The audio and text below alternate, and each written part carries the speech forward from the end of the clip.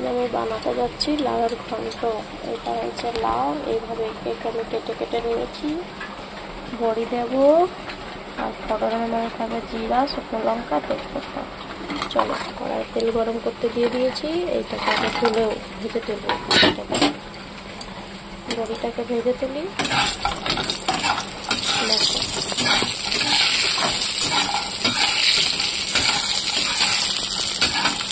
বড়িটা লাল লাল ভেজে তুলবো, একটু লাল হবে, তারপরে এটা তুলে নিই।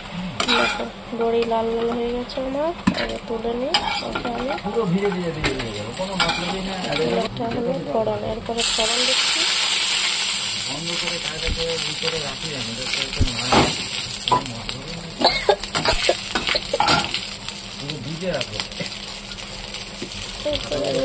জিরে আদা বাটা,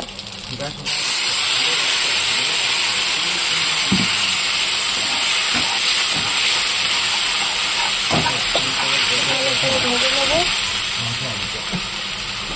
এরপরে নুন দিয়ে দিলাম।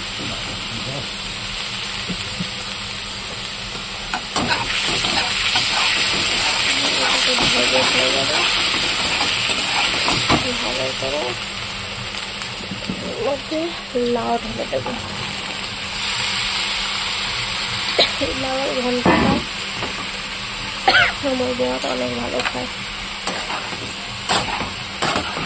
এরপরে এটাকে ঢেকে ঢেকে এর মধ্যে হলুদ দেবো।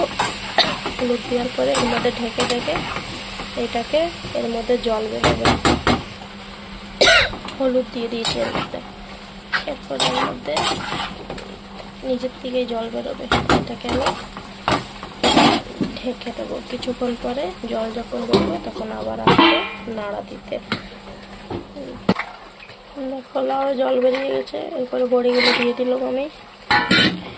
এরপরে এটাকে আরো ভালো করে শুকনো করবো। এটাকে যখন শুকনো হয়ে যাবে তারপর এটাকে দেখাবো। এটার মধ্যে থেকে নিজে নিজে জল বেরোচ্ছে। এর মধ্যে কিন্তু আমি একটুকু জল দিইনি,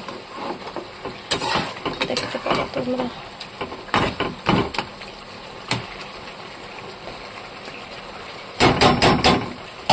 এরপরে ঢেকে দেবো এটাকে আরো কিছুক্ষণ জলটা শুকাও।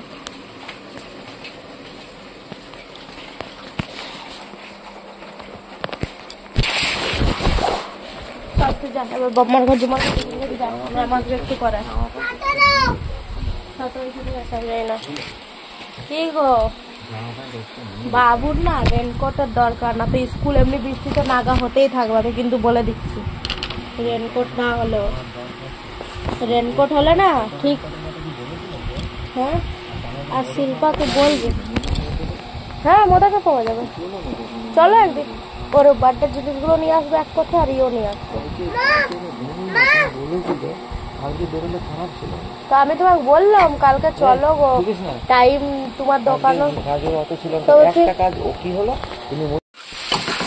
দেখো আমার অলমোস্ট লাউ ঘন্ট রেডি হয়ে গেছে। এর মধ্যে কিন্তু আমি হালকা চিনি দিয়েছিলাম, যেটা তোমাদেরকে আমি দেখাতে ভুলে গেছি। তো তোমরা হালকা এর মধ্যে চিনি দিও, তো খেতে অনেক স্বাদ লাগে। দেখো এইটা আমার হয়ে গেছে প্রায়, আর একটুখানি শুকাবো আর এইটাকে বানিয়ে দেবো। তুমি দেখতে পারো। তোমাদেরকে যদি ভালো লেগে থাকে তো তোমরা আমার ভিডিওটাকে এইভাবে সাপোর্ট করো আমার।